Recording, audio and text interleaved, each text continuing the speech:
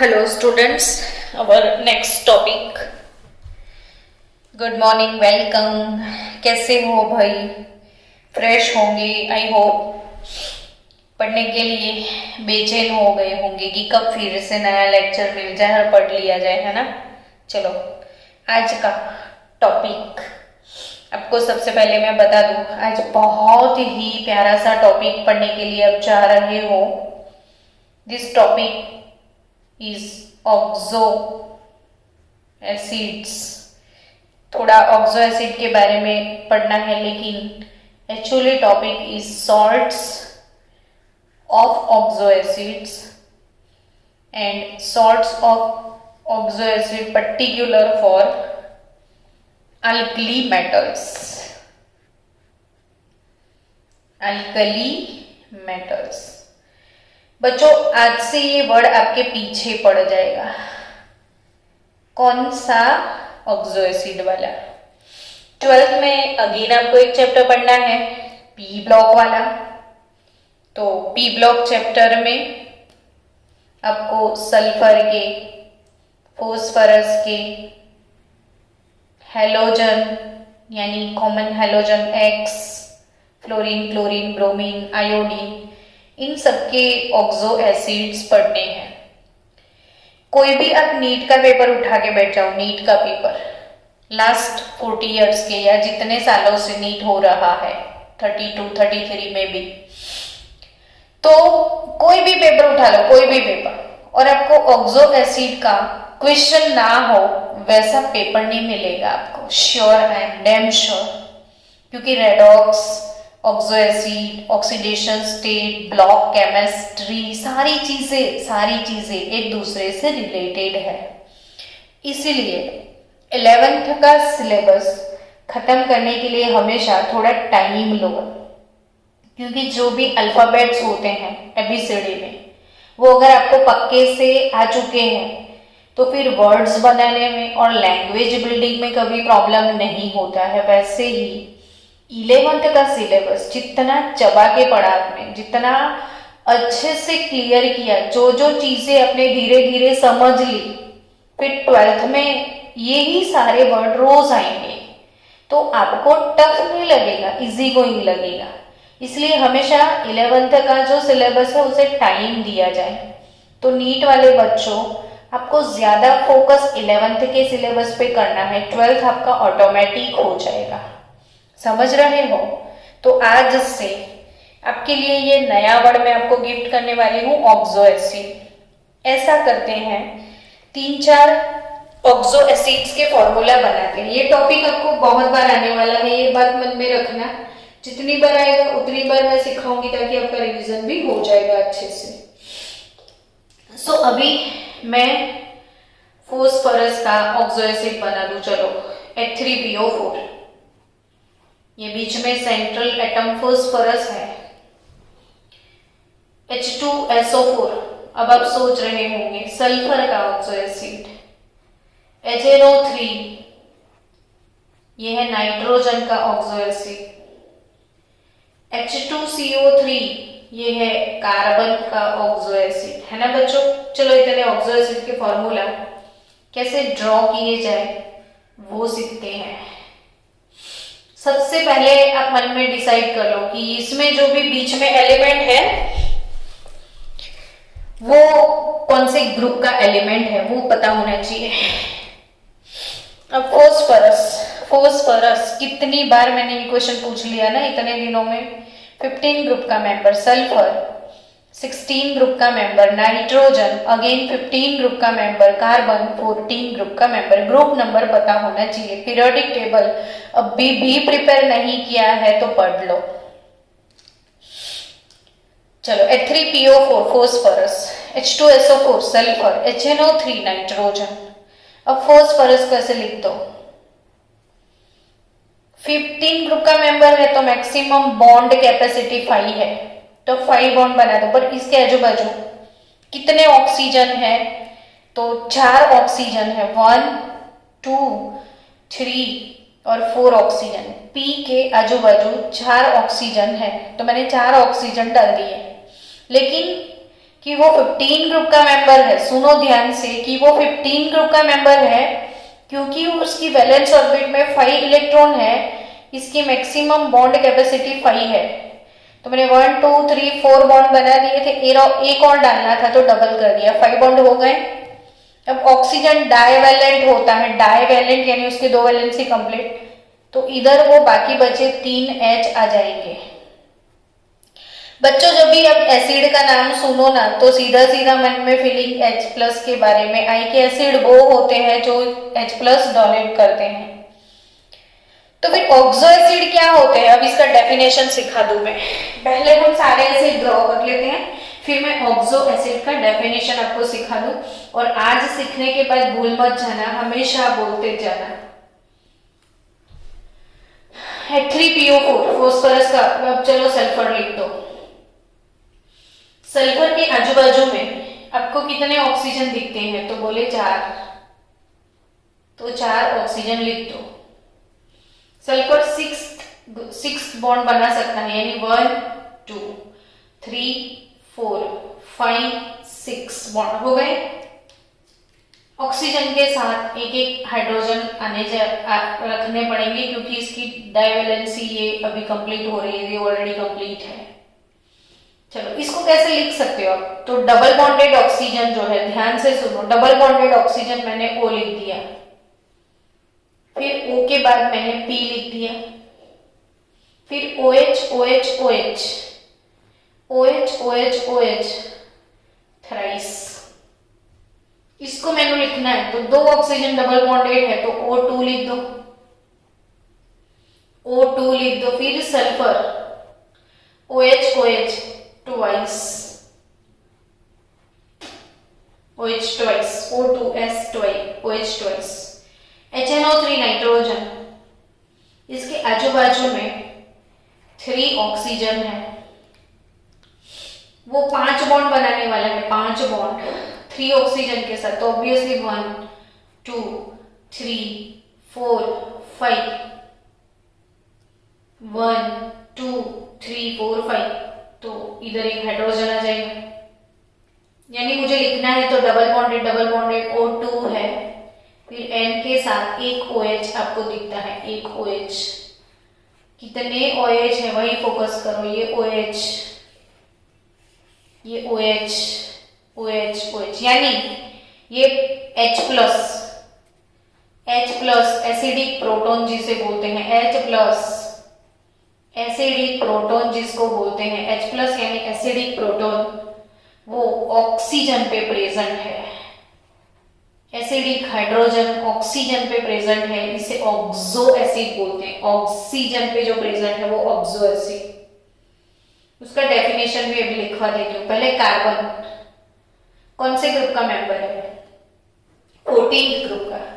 सी के पास 3 ऑक्सीजन है सरदार, 3 ऑक्सीजन लिख दिए मैंने, 3 ऑक्सीजन। अब 3 ऑक्सीजन है, 4 बॉन्ड बनाना है तो 1 2 3 4 4 बॉन्ड बना दिए। OH OH डाल दो, डबल बॉन्डेड O आगे लिख दो, C फिर OH OH ट्वाइस कर दो, तो कार्बोनिक एसिड को आप ऐसे लिख सकते हो। सबके नाम आपको पता हो गए ना। ये कौन सा एसिड है, फॉस्फोरिक एसिड, ये है सल्फ्यूरिक एसिड, ये है नाइट्रिक एसिड, ये है कार्बोनिक एसिड। समझ गए बच्चे, phosphoric, sulphuric, nitric, carbonic acid. अब बच्चों ये सारे जो एसिड है वो all are called oxo acid. तो ऑक्सो एसिड का डेफिनेशन अच्छे से लिख दो, व्हाट इज ऑक्सो एसिड। तो ऑक्सो एसिड क्या है वो समझ लो कि भाई oxo acids are such acids, oxo acids are such acids in which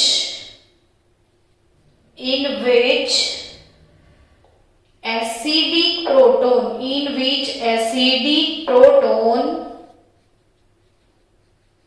यानी कि H plus, in which acidic proton यानी कि H plus is in hydroxyl group. देखो OH OH OH OH hydroxyl group is in hydroxyl group and the oxo group is combined with the same atom, and the oxo group combine with same atom.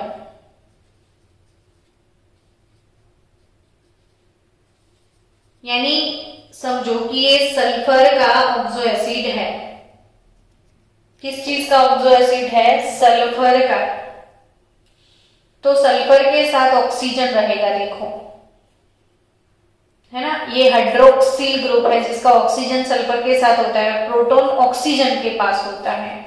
ऐसे acid को oxo acid बोलते हैं। Oxo acid in which acidic proton is in hydroxyl group and the oxo combine with same atom, यानी sulphur से ही सारे oxo connected है और वही ऑक्सीजन के साथ प्रोटॉन है। डायरेक्टली प्रोटॉन एटम से कनेक्टेड नहीं है, H डायरेक्टली सल्फर से कनेक्टेड नहीं है, H O पे कनेक्टेड है, OS से कनेक्टेड है। तो ऐसे एसिड को बोला जाता है बच्चों ऑक्सो एसिड्स। क्या बोला जाता है? Oxo acids. सो गाइस आगे बढ़ते हैं। अब काम की बातें कि oxo acid H2SO4 sulphuric acid, H3PO4 phosphoric acid, HNO3 nitric, बहुत सारे ऑक्सो एसिड हैं, बहुत सारे, ढगलो। मैंने इसमें से थोड़े से पढ़ाए आपको। यह है कार्बोनिक एसिड। अब सबका आपको डिसोसिएशन भी सीखना है, डिसोसिएशन सीखना है सबका। क्या सीखना है? डिसोसिएशन एसिड का। तो H2SO4 से 2 प्रोटॉन रिलीज जब हो जाए तो सल्फेट मिलेगा आपको, सल्फेट। H3PO4 से 3 प्रोटॉन रिलीज हो जाए तो फॉस्फेट मिलेगा आपको। HNO3 से 1 प्रोटॉन रिलीज हो जाए तो नाइट्रेट मिलेगा आपको, और H2CO3 से 2 प्रोटॉन रिलीज हो जाए तो कार्बोनेट मिल जाए आपको, है ना बच्चों। अब आपको फिर से एक बार बता दूं कि SO4-2 यानी सल्फेट मिलेगा, सल्फेट। PO4-3 यानी इसको बोलेंगे हम फॉस्फेट। NO3-1 ये है नाइट्रेट। CO3-2 ये है carbonate.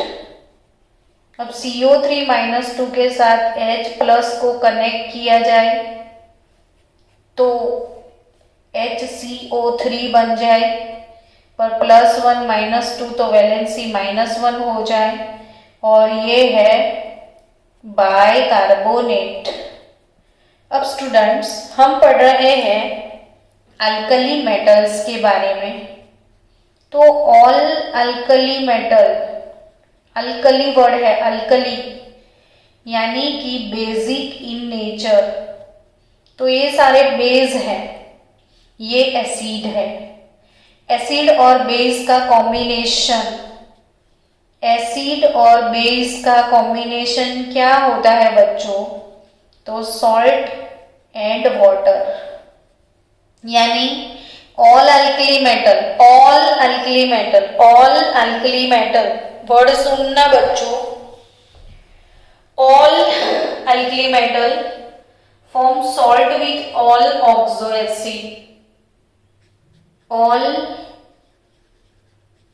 alkali metal forms salt with all बच्चों, सोडियम का सल्फ्यूरिक एसिड से रिएक्शन होगा तो सोडियम के सल्फेट सॉल्ट ऐसे मिलेंगे, सोडियम सल्फेट।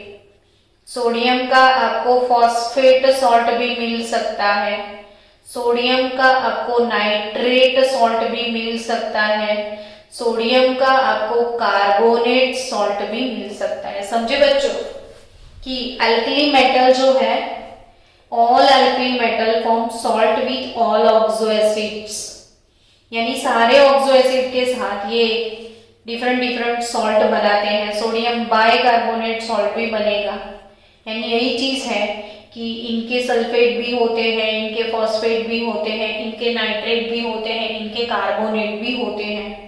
समझे स्टूडेंट्स आप?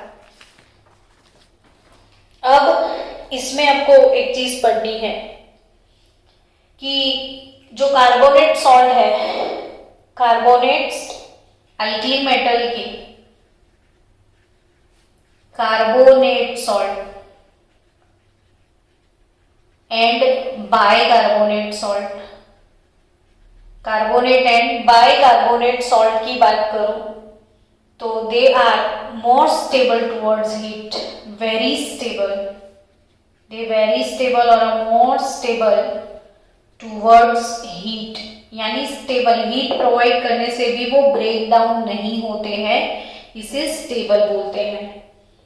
एज एन एक्सेप्शन लिथियम की बात करें तो वो, चलो सबके ना कार्बोनेट सॉल्ट ऐसे लिखिए तो Li2CO3, Na2CO3, लीना, की रब से फरियाद, K2CO3, Rb2CO3, सबके सॉल्ट इसमें टॉप टू बॉटम जाओगे आप तो मैंने सिखाया था आपको कि Q/R जिसका बड़ा होता है वो जल्दी टूट जाता है।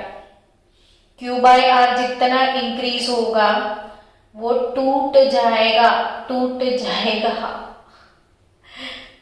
अपनी लैंग्वेज में इसको याद रखो कि Q/R जितना बड़ा होता है, Q क्या है तो चार्ज सबके +1 सेम है इसमें, लेकिन रेडियस देखो तो लिथियम छोटा, सोडियम थोड़ा बड़ा, पोटेशियम और बड़ा, तो सबसे छोटा रेडियस लिथियम का, तो लिथियम का Q/R मैक्सिमम होगा। इसकी वजह से लिथियम कार्बोनेट जो है वो जल्दी से टूट जाएगा, और जब भी कोई कार्बोनेट टूटता है तो कौन सा गैस निकालता है? कार्बन डाइऑक्साइड गैस, तो वो Li2O में और CO2 में चला जाएगा। फिर से नीट जी की इंपॉर्टेंट बातें सारी चल रही है, पूरा नीट जी है, तो बच्चों याद रखना कि lithium bicarbonate very unstable, so it does not exist in solid form, does not exist in solid form. तो लिथियम के सॉल्ट अनस्टेबल होते हैं, जैसे ही टॉप टू बॉटम जाओगे तो स्टेबिलिटी इंक्रीज होगा, लिथियम सॉल्ट आर अनस्टेबल। चलो बच्चों, तो ये हो गए salts of oxo acids.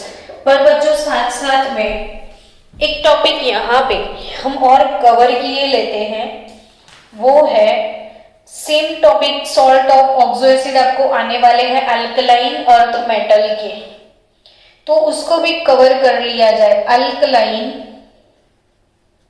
Earth metals, तो अल्कलाइन अर्थ मेटल्स यानी कि अपना ग्रुप नंबर 2 है ना, ग्रुप नंबर 2 की बात कर रहे हैं। ग्रुप नंबर 2 बे, Mg, का, सर, 12, beryllium, magnesium, calcium, strontium, barium and radium, इनके सॉल्ट की बात करें तो ये लोग भी सॉल्ट तो बनाएंगे। तो इनमें सबसे पहले हम बात कर ले सल्फेट सॉल्ट के बारे में। Sulphates, second group alkaline earth metal के सल्फेट सॉल्ट के बारे में बात करेंगे। तो sulphate of alkaline earth metals can be obtain. अब कैसे वो मिलते हैं समझो कि इनके जो सेकेंड ग्रुप के कार्बोनेट होते हैं, कार्बोनेट का रिएक्शन होता है सल्फ्यूरिक एसिड के साथ, तो मिलते हैं सल्फेट सॉल्ट और कार्बोनिक एसिड डिकम्पोज हो जाता है 2CO2 में, यानी sulphate of alkaline earth metals can be obtain by reaction of sulphuric acid with carbonates of metals. यानी मेटल कार्बोनेट का रिएक्शन सल्फ्यूरिक एसिड से करवा दो तो मेटल सल्फेट सॉल्ट आपको अल्कलाइन अर्थ मेटल्स के मिल जाएंगे। जो जो चीजें नीट के एमसीक्यू है वो सारी चीजें मैं डाल रही हूं आपके लिए। तो कैसे हैं इनके सॉल्ट वो जरा समझ लें। तो all sulphate salt white solid substance है, वाइट सॉलिड सब्सटेंस है। सल्फेट की मैं बात कर रही हूं। All sulphate are white solid substances, they all are thermally stable, यानी गर्म करो तो इतने जल्दी वो टूटेंगे नहीं। थर्मली स्टेबल है, वो जल्दी टूटते नहीं है। याद रखने वाली सारी चीजें मैं बता रही हूं ताकि आप नीट के टाइम सारे वीडियोस भी एक बार देख लो तो आपका काम हो जाए। बेरिलियम सल्फेट और बेरिलियम के साथ साथ मैग्नीशियम सल्फेट, छोटा साइज का है ना बेरिलियम मैग्नीशियम, तो dissolve readily in water, dissolve readily, dissolve readily in water. तो बेरिलियम मैग्नीशियम के सल्फेट जल्दी से डिजोल्व हो जाते हैं। तो अब इसमें नीट का क्या याद रखना है, तो याद रखना है नीट का एमसीक्यू है बे एमजी का सर 12 रेडियम जो कि रेडियो एक्टिव है। अब इनके सल्फेट सॉल्ट जितने भी हैं इनकी सॉल्युबिलिटी के बारे में आपको नीट में पूछते हैं। तो बच्चों याद रखना सबसे ज्यादा सॉल्युबिलिटी बेरिलियम के सॉल्ट की है। तो जैसे ग्रुप में टॉप टू बॉटम जाओगे, टॉप टू बॉटम जाओगे तो water solubility of sulphate salt, water solubility of sulphate salt decreases. अब इतना सारा एग्जाम में कैसे याद रखोगे, तो वही मैंने शॉर्टकट चीजें सिखाई थी आपको, एक शॉर्टकट हिंट दिया था कि जिसका Q/R ज्यादा होता है वो जल्दी टूट जाता है, ऐसा कुछ सिखाया था मैंने। तो Q/R सबसे छोटा रेडियस बेरिलियम का, तो उसका Q/R ज्यादा होगा तो वो पानी में जल्दी से टूट जाएगा। ये पानी में जल्दी नहीं टूटेगा तो जल्दी वो डिसॉल्व नहीं होगा। चलो तो ये लॉजिक अप्लाई कर देना। बेरिलियम की हाइड्रेशन एंथैल्पी, बेरिलियम जो है मैग्नीशियम जो है उनका साइज छोटा है, बेरिलियम एंड मैग्नीशियम का साइज छोटा है, स्मॉल इन साइज। और जब साइज इनका स्मॉल होता है तो हाइड्रेशन एंथैल्पी, हाइड्रेशन एंथैल्पी ज्यादा होगा। अब बच्चों लेटिस इनका जो क्रिस्टल होता है उसको तोड़ने के लिए जो एनर्जी चाहिए उसे लेटिस एंथैल्पी बोलते हैं। बहुत अच्छे से सारे वीडियो मैंने केमिकल बॉन्डिंग में सिखाए हुए हैं, फिर से केमिकल बॉन्डिंग एक बार देखना। लेटिस एंथैल्पी, लेटिस को तोड़ने के लिए जो एनर्जी चाहिए वो लेटिस एंथैल्पी। तो बेरिलियम और मैग्नीशियम की hydration enthalpy greater than that of lattice enthalpy है। जिनका हाइड्रेशन लेटिस से भी ज्यादा होता है वो रेडिली सॉल्युबल, जल्दी से सॉल्युबल हो जाता है। हाइड्रेशन मैक्सिमम है, लेटिस से भी ज्यादा है तो लेटिस फटाफट टूट जाता है और वो जल्दी से सॉल्युबल हो जाते हैं। तो beryllium magnesium sulphate salt are readily soluble in water because of that small size, और because of that small size hydration enthalpy of that salt are maximum. Due to that hydration enthalpy उनकी lattice enthalpy से बहुत ज्यादा हो जाती है। जिनकी lettuce enthalpy ज्यादा होती है हाइड्रेशन से, वो डिसॉल्व नहीं होते हैं, जिनकी कम होती है वो डिसॉल्व हो जाते हैं। चलो आगे बढ़ा जाए। तो आगे हम इनके नाइट्रेट सॉल्ट के बारे में बात करेंगे। अल्कलाइन अर्थ मेटल के nitrate salt, alkaline earth metal के नाइट्रेट सॉल्ट। तो जो नाइट्रेट्स है यानी अल्कलाइन अर्थ मेटल सबका डाइवेलेंट स्टेट होता है, नाइट्रेट NO3-1 होता है। तो ये 2 है और ये 1 है, तो इनके नाइट्रेट बनेंगे MnO3 ट्वाइस वाले। तो general formula second group element के नाइट्रेट सॉल्ट की MnO3 ट्वाइस, और ये जो MnO3 ट्वाइस है तो MnO3 इनके सबके जो नाइट्रेट है उनका जब डीकम्पोजिशन होता है, तो मैंने सिखाया है MoNO2O2 में सबके नाइट्रेट यही फॉर्म में डीकम्पोज होते हैं, MoNO2O2, यानी ऑक्साइड NO2 और O2 गैस मिलता है। हालांकि सिर्फ और सिर्फ ना की रब से इतने ही एलिमेंट हैं जिनके नाइट्रेट डीकम्पोज होते हैं नाइट्राइट में, जिनके नाइट्रेट डीकम्पोज होते हैं नाइट्राइट में। बाकी सबके नाइट्रेट डीकम्पोज होते हैं ऑक्साइड में। ये ऑक्साइड है NO2 गैस और O2 गैस, ये नाइट्राइट है, nitrite, nitrate NO3-1 nitrate, NO2-1 nitrite. ये नाइट्रेट नाइट्राइट में डिकम्पोज होते हैं। लिथियम का भी ऐसे ही डिकम्पोज होगा। तो ये भी नीट जी का MPMCQ है। तो कार्बोनेट सॉल्ट जो भी है, sorry nitrate salt can be obtained by reaction of dilute nitric acid with metal carbonates. यानी ये कैसे बनते हैं, तो मेटल कार्बोनेट लिया जाता है, मेटल कार्बोनेट, इसका रिएक्शन होता है नाइट्रिक एसिड के साथ, तो MnO3 ट्वाइस और H2CO3 यानी H2O प्लस CO2 मिल जाता है आपको। तो नाइट्रिक एसिड के साथ कार्बोनेट का रिएक्शन जब होता है तो नाइट्रेट सॉल्ट बनते हैं।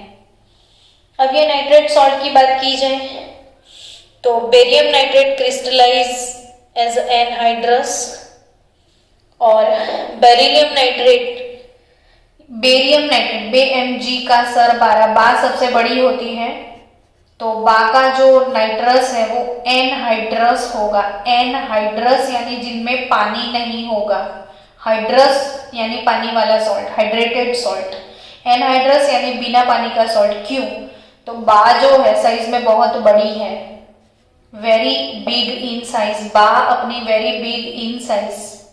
तो बा जो साइज में बड़ी है उसका हाइड्रेशन कम होगा, हाइड्रेशन एंथैल्पी लेस होता है।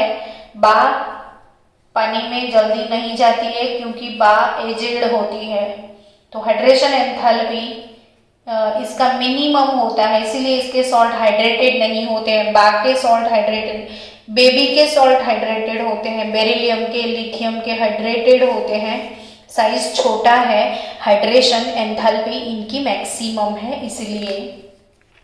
तो बेरियम नाइट्रेट जनरली एनहाइड्रस है। चलो, there is a decrease in tendency of formation of hydrates, all them. अब आगे बढ़ते हैं, किनकी बारी आई अब, कार्बोनेट्स की। कौन से सॉल्ट की बारी आई, carbonate salt of alkaline earth metal, carbonate salt. General formula क्या होगा कार्बोनेट का, तो इनका तो MCO3 जनरल फॉर्मूला होगा, the carbonate of alkaline earth metals are insoluble in water. Most time की बात, all carbonate salt of alkaline earth metal insoluble in water. अगर भूल गए एग्जाम में तो आपको काकानी कोथड़ी याद रखवानी है। काकानी कोथड़ी की कोथड़ी, ये जो काका है अपना CaCO3 BeMg का सरबारा का इसमें आता है। काकोथरी यानी मार्बल यानी स्टोन, और रिवर में जो स्टोन होते हैं वो कभी पानी में डिजोल्व नहीं होते हैं बच्चों। कैल्शियम कार्बोनेट यानी घर में लगे हुए स्टोन, मार्बल कुछ भी, और मार्बल पानी में डिजोल्व नहीं होते हैं। तो यहीं से भी आप सोच सकते हो कि all carbonates are insoluble in water. चलो